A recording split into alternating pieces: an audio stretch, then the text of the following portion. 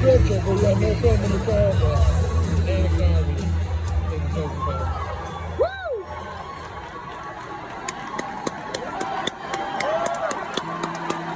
Dr. Phil, hey! I was not expecting to see him. Holy shit. Let's go, Dr. Phil! Woo! Dr. Phil! Dr. Phil! Dr. Phil! Dr. Phil! Dr. Phil! Dr. Phil! Woo!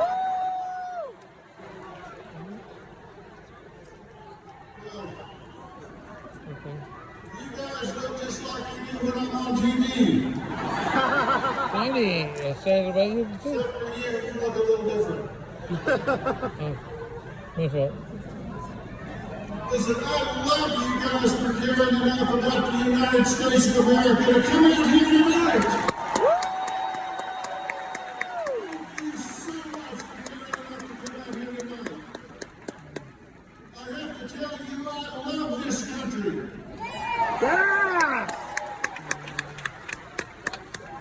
I do, I love this country. I stand up when our flag goes by. I put my hand over my heart when they play our national anthem. And I'm so proud to see so many people take time out of their day to come out here and stand up for this country. Yeah!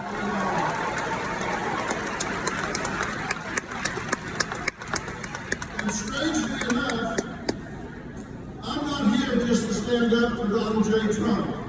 Lord knows he doesn't need me to stand up for him. He's tough as an old army boot.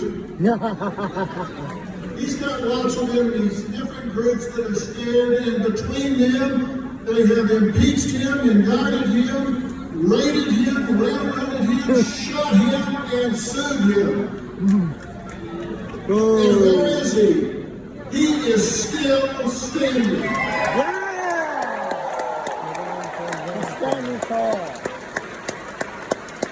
He just keeps on coming because he loves this country too. Woo! I can be honest and say, I can be honest, because we have free speech in America. I can be honest and say, I don't like or agree with everything that Donald J. Trump does or says. I mean, come on.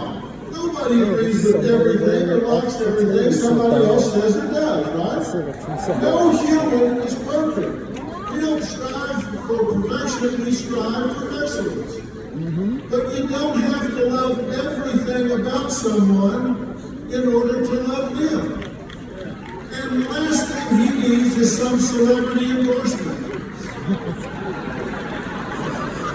What the hell am I? I know I'm no celebrity to begin with. And celebrities don't know anything about policies and politics. So, Right.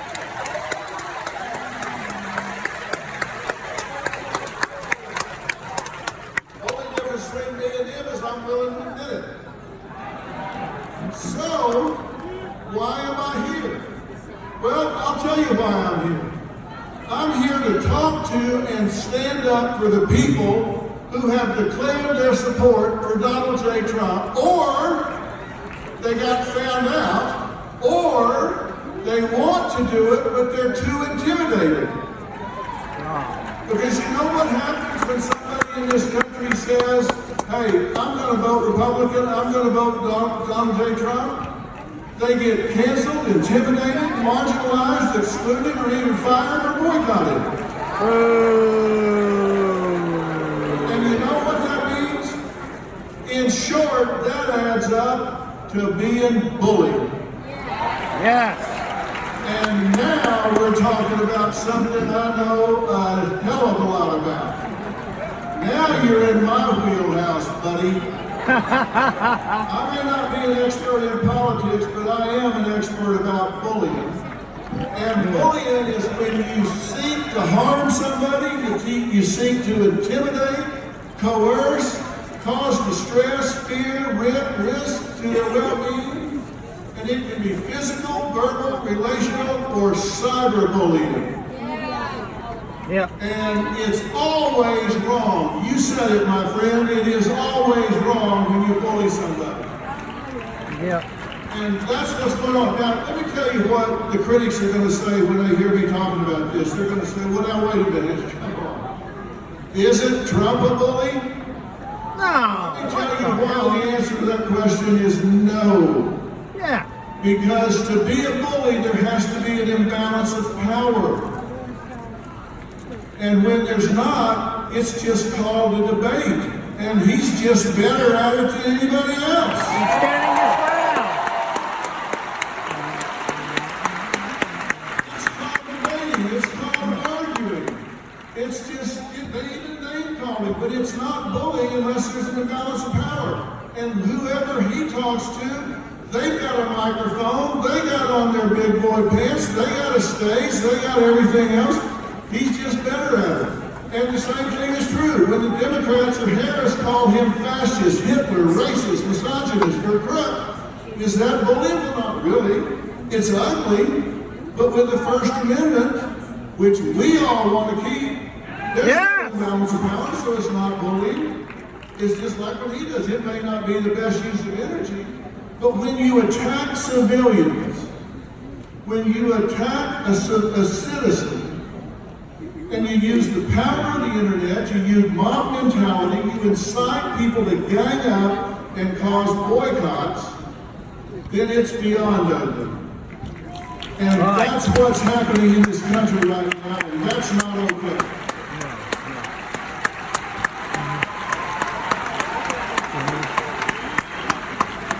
There is an imbalance of power there, and it's time that every one of us close ranks. We have to stop this now. It's time that we push back against cancel culture. It's time that we push back against intimidation tactics. And that is exactly the reason that I launched Merit Street Media, which, by the way, we didn't choose the name for that by random. Merit Street Media. This country was built on hard work, added value, and talent. Not on equal outcome. Right. Not on DEI. This country was built on hard work, and it needs to continue to be built on hard work. And the legacy media has sold out. The legacy media has sold out. And I'll tell you, one night I was sitting at dinner with my wife Robin, and I was complaining as we were flipping around and listening to the spin on what's supposedly news. And I said, damn, I'm tired of listening to all this media spin and everything. And without even looking up, she said, well, you are the media. Why don't you do something about it? She said, you have bigger ratings than the four of them combined. Why don't you do something about it? Well, as usual, she was right.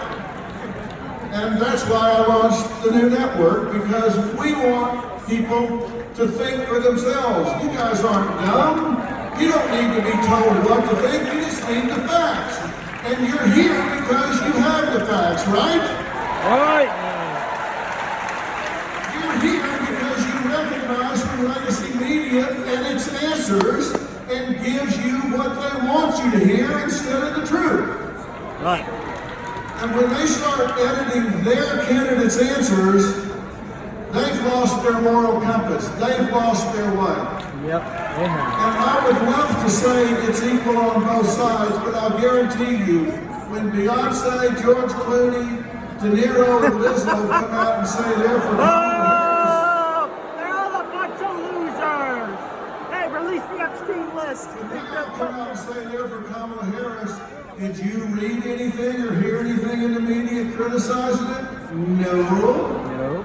But you watch what happens tomorrow morning when people find out I came here to talk to you.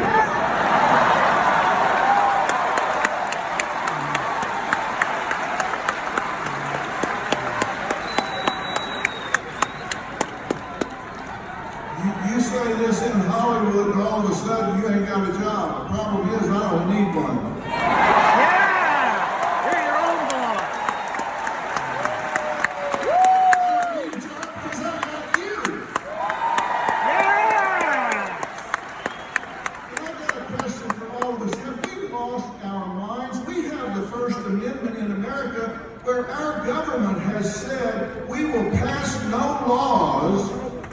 you infringe on our freedoms for religion and speech. So that's the law, but we're muzzling each other. What is going on? We have a law that protects free speech, so we start taking it away from each other? Are you kidding me? This is not Europe. We cannot allow that to happen. We cannot encourage it. And let me tell you something about bullying. Bullies are bad, right? Right. Let me tell you what else is bad. Bystanders. If you are a bystander, if you are watching somebody get picked on, if you're watching somebody get bullied, and you don't do anything about it, you're just as guilty as the bully. You're just as complicit, exactly. The whole restorative justice thing is also BS. Oh, don't get involved. I have talked to so many children in schools that tell me the worst feeling they've ever had is being bullied and feeling alone and abandoned when they are picked on and intimidated, when they wish even one person, even one other kid would step up and say, hey, come sit with me at lunch. Don't sit in a stall in the bathroom and cry your way through lunch and eat alone. We're not going to let you be alone. And it's the same thing with adults. Adults don't want to be cut out of the herd and feel like they're alone. The number one need in all people is acceptance. The number one fear is rejections, and bullies, they prey on that. Right. We must claim the right to our point of view. We must be critical thinkers, and when you see somebody being picked on, then you've got to be willing to step up and say, hey, I'm with you. Don't let that happen. Right. And you've got to know why you're strong on the issues you're strong on. You've got to know why you're strong on affordability and safety and security and the border and family care for men and women and law and order and your core values for your children's education and our military. Know why you're where you are. And when you come to your friends and coworkers being bullied, don't be a bystander. Don't be a bystander. You can't let it happen. When you say you love America, that's a verb. That also means you love Americans. You've got to push back and call out the bullies. You've got to stand with those that have targets in their lives. Targets if they're picking on them by calling their jobs to get them fired. Boycotts or kicking them out of their jobs at church or the groups at church. I've spent 45 years listening to people. And I was just in North Carolina and after the hurricane hit down there. And you know what? I saw neighbors helping neighbors, and not one of them asked, are you a Democrat or a Republican? No. That's how it should be done. I saw neighbors helping neighbors, and we need to unify this country. You have the right to vote for who you want to vote for president, and we need to step up and claim it, and we need to stand with each other. There are so many who want to, but they're bullied, so they're afraid to. Let me tell you something. One of the most important days in American history was 9/12/2001. Wow. Not 9/11.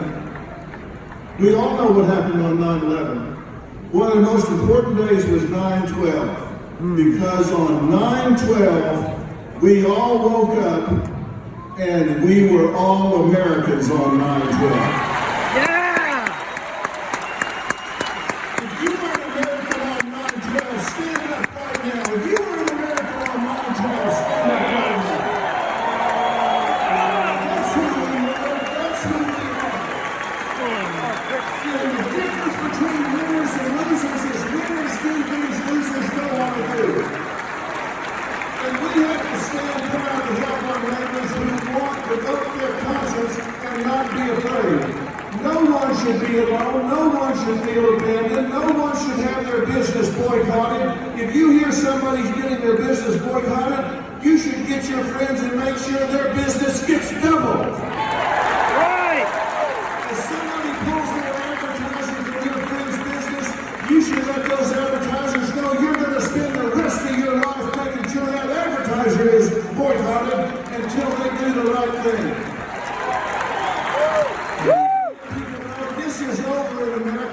going to unify this country. We're going to listen and not be intimidated. We're going to go out and lead by example. Let's quit complaining about what is and start doing something about it. Just do. He's going. If your neighbor wants to vote the other way, say fine, go vote the other way. I'll love you anyway. Let's lead by example. If they want to do it, let them do it. Love them anyway. But as for you, the collective you, I don't want you to just listen and say, nice talk, Dr. Phil. I want you to march in your life. I want you to march with your beliefs. I want you to not be intimidated. Right. Don't be stopped and don't just vote. Take 5 people with you. Yeah! Like I said, the difference between winners and losers is winners do things losers don't want to do. And what they do is they take actions toward known outcomes. They deal with the truth. They set goals and they go after them with passion. And it's time for us to bring it home. It's time for us to bring it home. It's time for us to be winners. Winners, winners, winners. Win, win, win, win. I started by telling you I love this country. I'll finish by telling you I love this country. And I love you for loving this country. God bless you and God bless the United States of America.